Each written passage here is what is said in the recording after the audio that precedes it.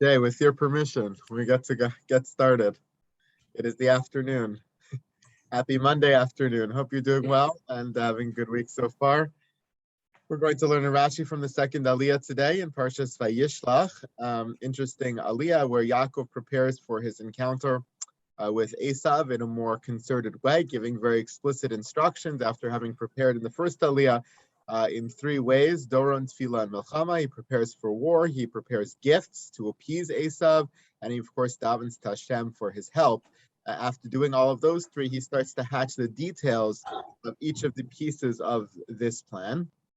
And in our Aliyah, he starts to explain to those who are going to be walking ahead of him exactly what to say to Esav. So he says, "V'amarta lavdecha Yaakov mincha yishlucha la'adoni le'Esav, v'inhei hu gam acharenu." You're supposed to say, "Oh, here are the gifts that our master Yaakov has sent to you, and he's behind us somewhere." Vayetzav gam es hasheni, gam es hashlishi, the second wave, the third wave, they're all supposed to say the same thing. Gam es kol ha'ochim acharei ha'adarim, everyone walking behind the gifts of the animals that are being sent to Esav. As soon as they encounter Esav, they're saying, "Oh, these gifts that you just saw, that were just presented to you, are from from Avdecha Yaakov, from your servant Yaakov, who is all the way in the back. Gamhu acharenu." And all the rest of them are supposed to do this. So this is exactly what you're supposed to say to Esav when you find him. In addition to that, some of the more particular details that she explains to them in terms of the tactic of this whole plan. When you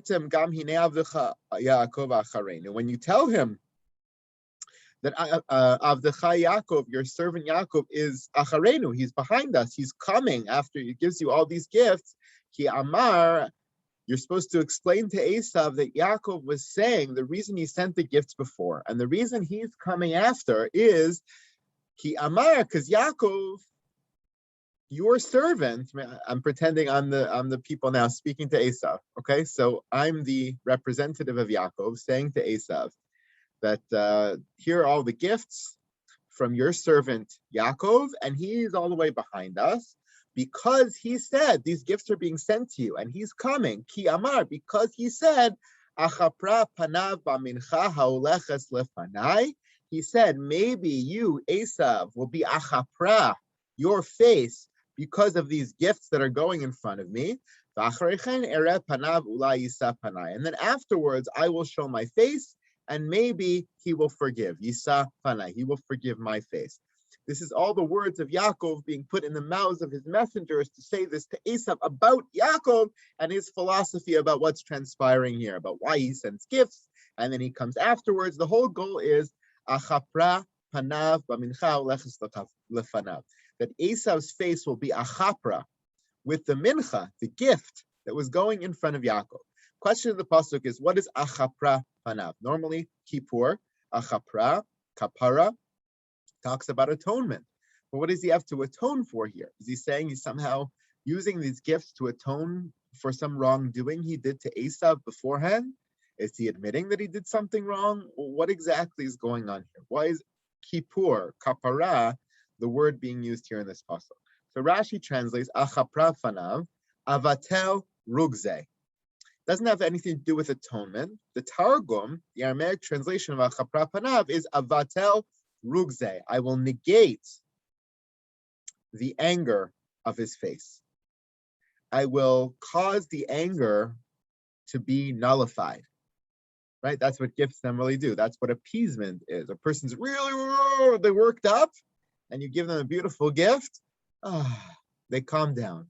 You are mevatel the roges. It doesn't go to the heart of the issue. It's a band-aid, right?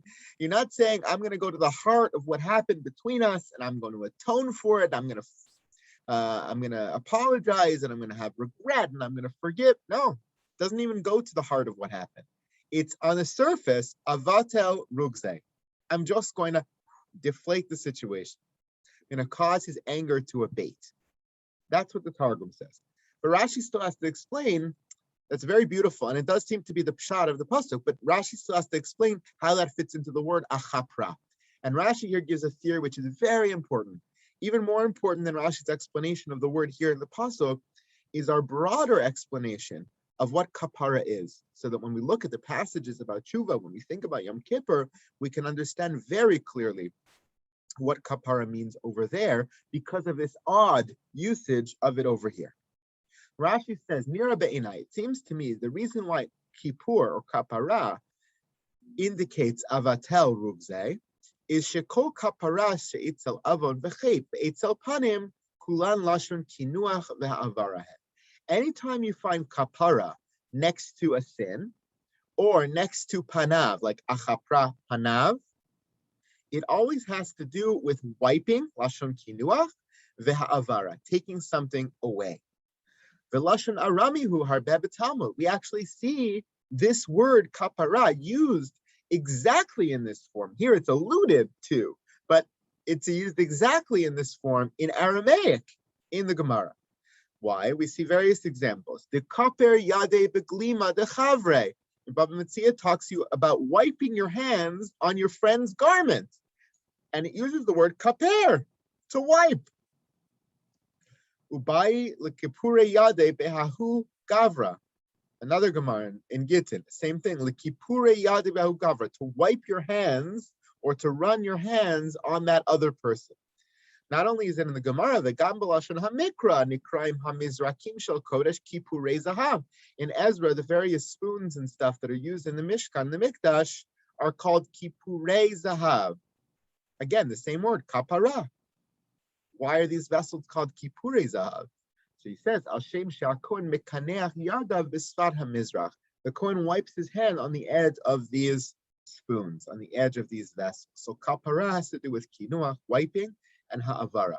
So over here, what does it mean? Ki amar achapra panav mincha ulechas levanav. I will wipe away his face with these gifts. What am I going to wipe off his face? The anger. That's why Rashi says, avatel rugzeh. There's an anger on the surface. Again, none of this is going to the heart of what's going on here. It's just a surface. Avatel rugzeh. There's an anger on the surface of his face. And when he sees the gifts, we're hoping that that anger subsides from his face. It abates. It goes away. It's nullified, at least on the surface, enough for them to talk and to reconcile. It's a first step. It's an entry point. It's saying, I can't get in the door with him to even have a conversation if there's anger. So let me break down the anger with those gifts, change the look on his face, wipe off the anger, make it at least neutral, and then we'll talk. It's an amazing explanation of the word, an amazing tactic. It goes to the heart of what's going on here and why they never actually address their issues.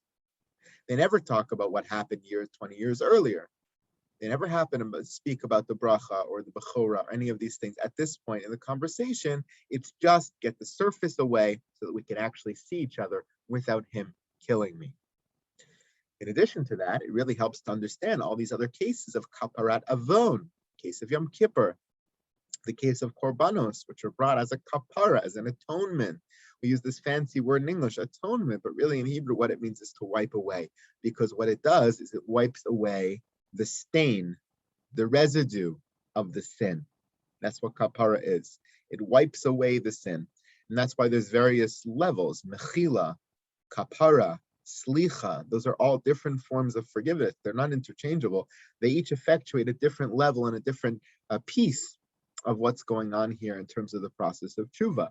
One, sort of lets the surface be cleaned off so you look nice and shiny. The next one gets rid of the residue that's underneath, the imprint. The next one sort of gets to the heart of the issues and actually resolves them, starts to create appeasement and so on and so forth.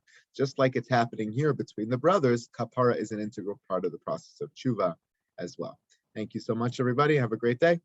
Thank you. You too, and everybody. Thank you, Rabbi. Thank you, Okay. everyone. Thank you, Enjoy the Rabbi. day. Stay warm. Stay warm. Yeah, you too. Thank you. Thank you.